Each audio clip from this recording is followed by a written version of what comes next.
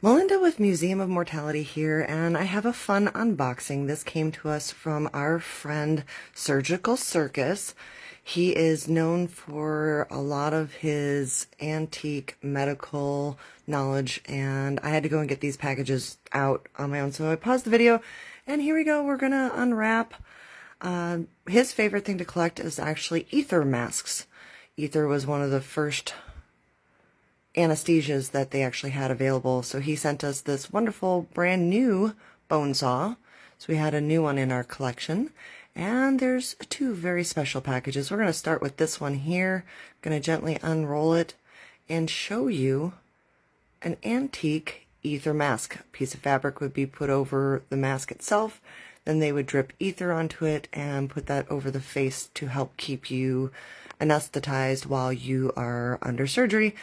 And he even sent us a can of ether. Now, when I opened up the box, it smelled a little funny, but it wasn't too bad. I was in a very well-ventilated room, so I'm going to show you. It is an actual can of ether.